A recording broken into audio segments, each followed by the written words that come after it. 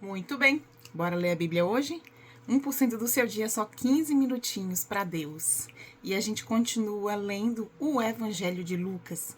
Nós hoje vamos concluir, se Deus quiser, o capítulo 18, né? Eu já convido você para ir abrindo a tua Bíblia aí.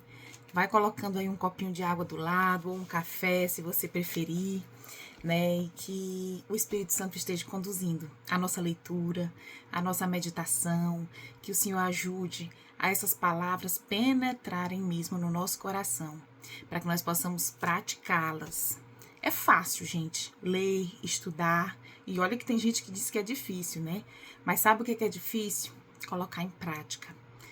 E isso a gente depende exclusivamente de Deus, porque a nossa carne, a tendência é que a gente faça aquilo que a nossa carne quer. Quando eu falo carne, eu falo desejos, né, pessoais. A tendência da gente é fazer o que a gente quer. Ninguém quer acordar de madrugada para orar por uma pessoa que não é nem da sua família. Ninguém quer sair de casa à noite, depois de um dia cansativo de trabalho, para ir assistir uma reunião bíblica, um culto de ensino, uma missa. Dificilmente, gente, a nossa carne vai querer isso, a nossa carne vai querer descansar, a nossa carne vai querer festa, a nossa carne vai querer prazeres, comida, delícias, a nossa carne vai desejar isso, né? Então, nós dependemos exclusivamente do Espírito Santo e de Deus para que façamos coisas boas. Eu costumo dizer que não há nada de bom em mim, nada de bom em mim. Eu mesma não tenho nada de bom.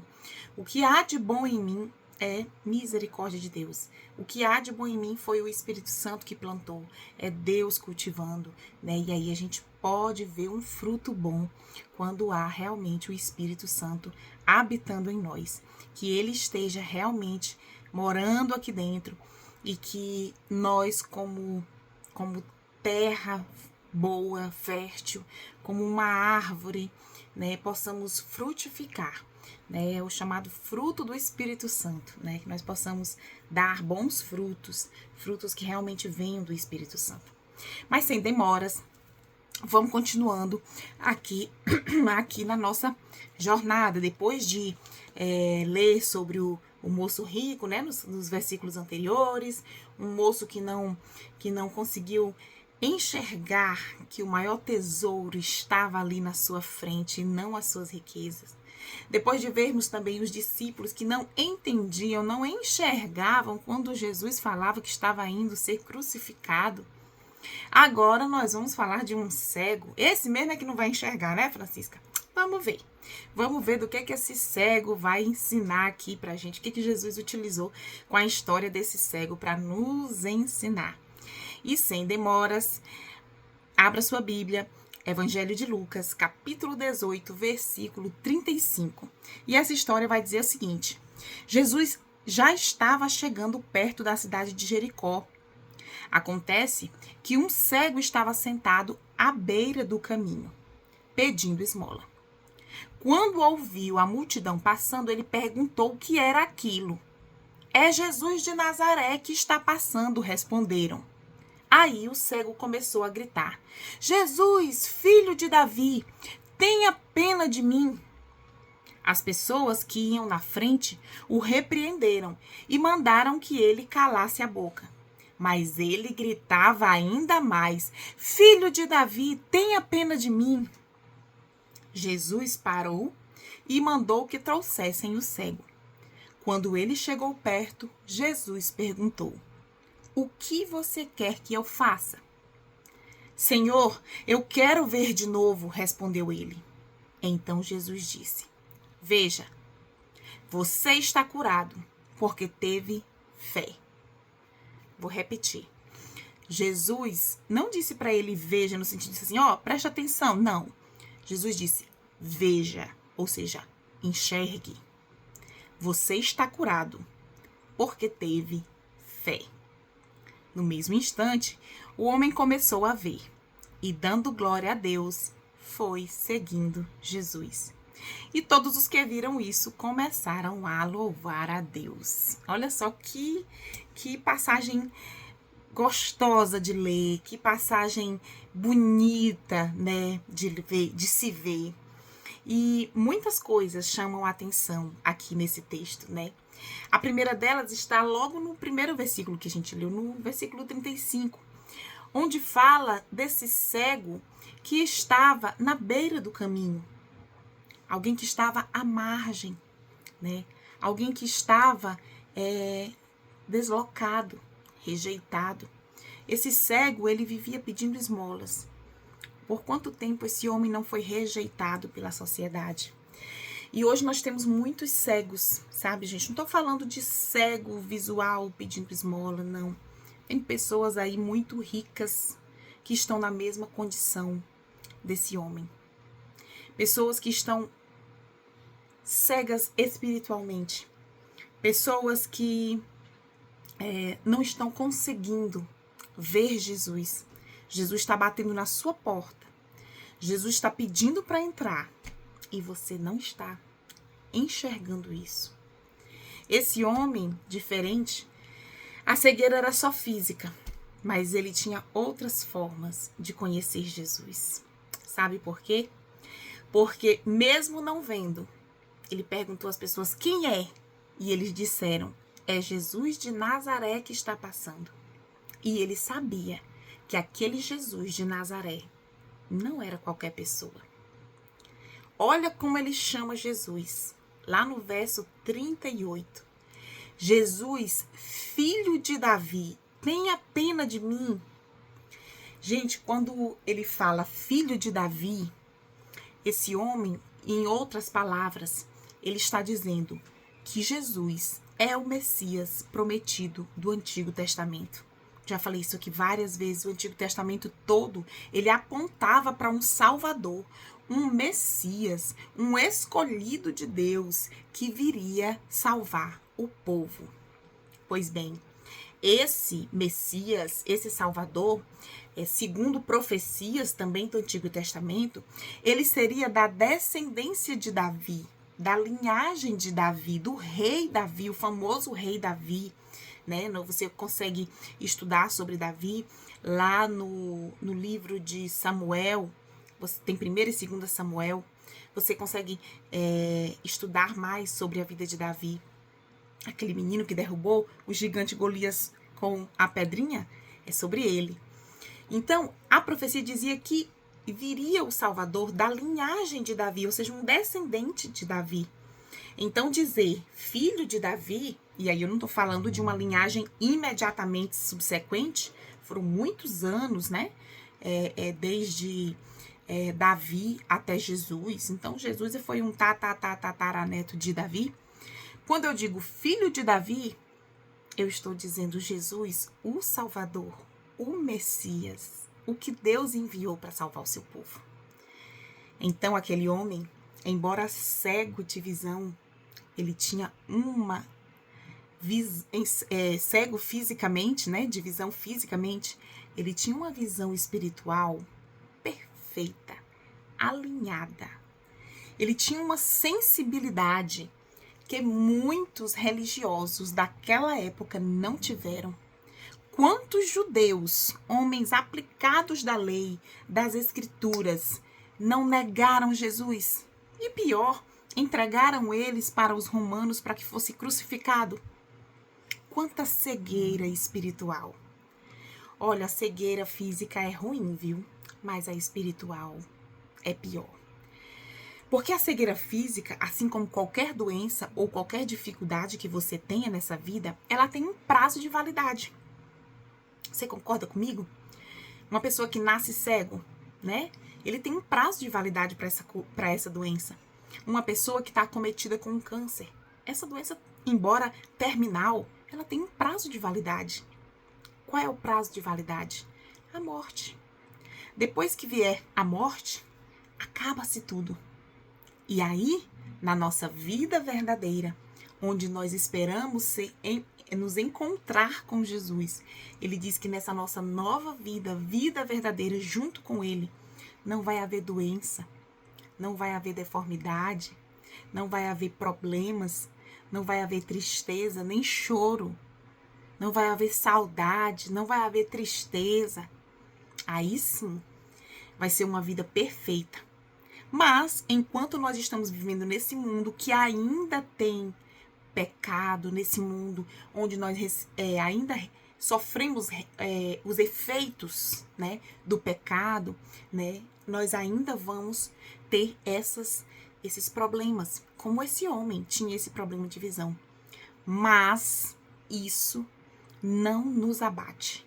Esses problemas não nos distanciam de Deus, pelo contrário, eles nos aproximam. Será que aquele homem rejeitado pela sociedade, à margem, ele teria um coração sensível a Jesus se ele tivesse bastante dinheiro, bastante posses e bastante saúde? Às vezes a gente precisa de uma puxada para a gente buscar Jesus verdadeiramente. E esse homem, a palavra diz que ele gritava e as pessoas mandavam que ele se calassem, né? Que ele não incomodasse o cego. Foi um grito que atravessou a multidão, né? Embora a multidão tentasse silenciá-lo, ele não se calou, ele gritou mais alto ainda. E é assim na nossa sociedade nos dias de hoje. Nós não podemos nos intimidar e nos calar quando a sociedade manda que a gente cale. Nós precisamos viver o evangelho que nós pregamos. E isso passa a ser uma atitude normal e natural na nossa vida, em que é inadmissível você ser um cristão somente dentro da igreja. Você tem que ser um cristão no seu trabalho, você tem que ser cristão no lugar onde você mora, na sua vizinhança. Você tem que ser um cristão no trânsito. Eita, mas é difícil, né? Muito. Você tem que ser um cristão em todas as esferas da sua vida. Isso deve refletir nas suas atitudes diárias. Não deixe que outras coisas lhe calem. É muito comum os adolescentes, né, sentirem vergonha de expressar a sua religião.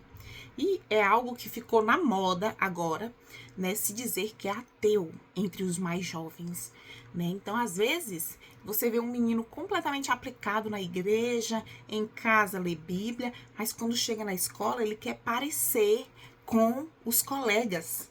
E é capaz até de ele se dizer ateu também, para que faça parte daquela comunidade, daquele grupo. Nós precisamos preparar os nossos filhos para não terem vergonha da sua identidade com Cristo. Existe um versículo que diz que aqueles que tiverem vergonha de mim diante dos homens, eu me envergonharei dele diante do meu Pai. Nós precisamos trazer esses versículos para a mente dos nossos filhos, para que eles saibam quem eles são e tenham orgulho de dizer que são filhos de Deus. Amém? Mas seguindo aqui o texto, Jesus escuta aqueles gritos e Jesus não ignora um clamor sincero.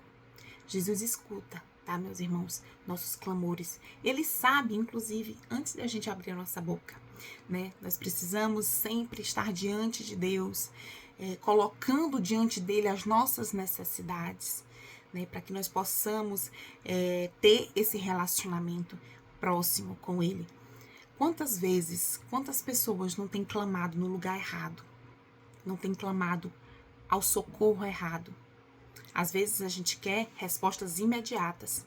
E nesse anseio por respostas imediatas, tem pessoas procurando em lugares errados. Tem pessoas procurando curas em lugares que oferecem, sabe, aqueles lugares que traga o seu marido de volta em 3 dias? Tem pessoas procurando no ocultismo, no espiritismo, em lugares onde o Senhor não está.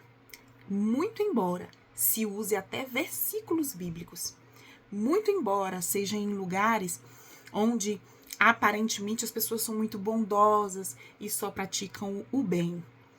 O Senhor, ele é santo, ele é puro e ele não compactua com coisas ocultas, com ocultismo. né? Nós precisamos ter essa verdade também nas nossas vidas. E olha só, no versículo 41, Jesus pergunta, Jesus inicia um diálogo com esse homem. O que você quer que eu faça? Jesus, eu quero ver de novo.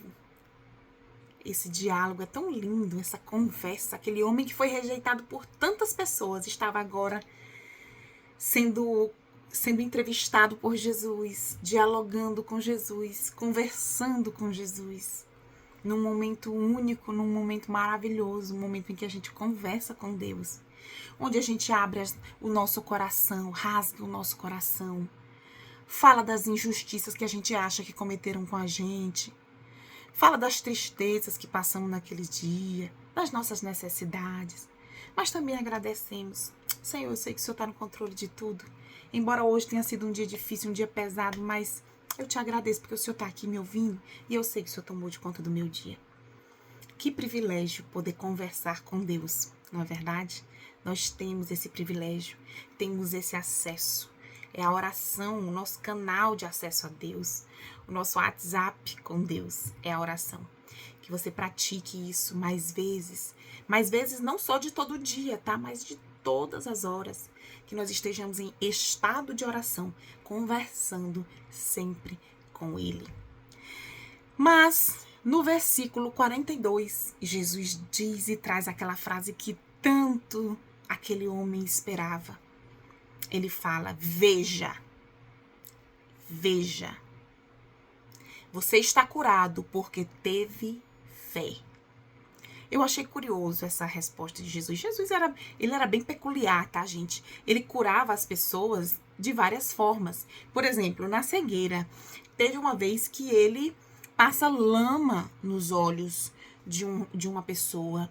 E outra vez, agora ele simplesmente diz, veja.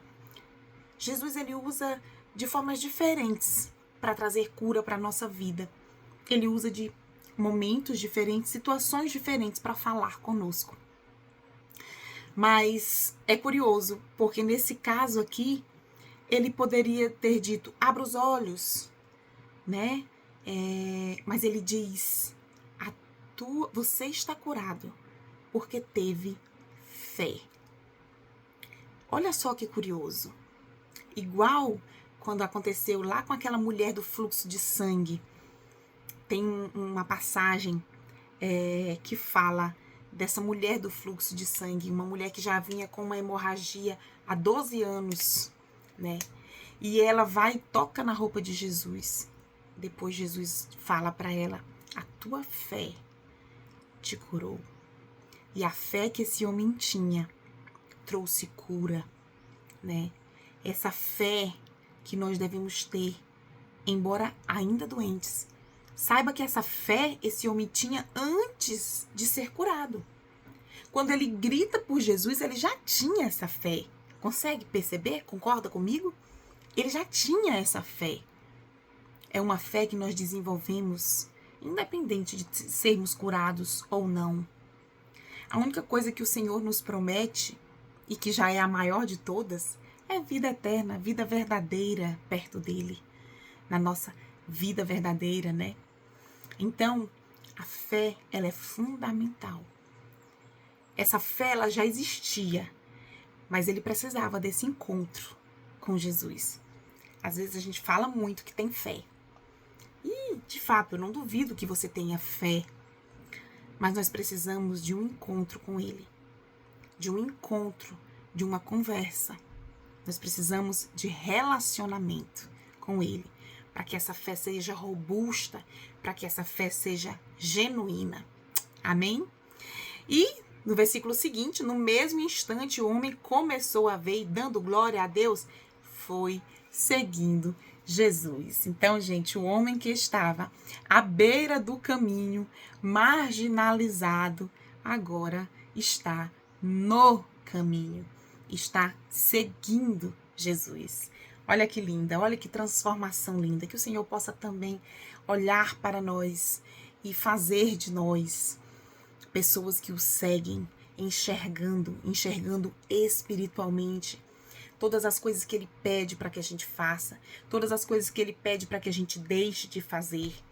Que nós possamos ter uma fé robusta, uma fé prática. E encerramos o capítulo 18. Olha que bonito. Nós vimos aí nesses últimos três vídeos, né? Um jovem rico que tinha visão, mas não queria largar seus bens. Vimos também os discípulos, né? Que seguiam Jesus, mas não entendiam quando ele falava de crucificação. E aqui, um cego que não via, mas creu, e foi o único que passou a segui-lo. Que o Senhor tenha falado com você, assim como Ele falou comigo. E amanhã nós voltamos com mais 1% do nosso dia para Deus.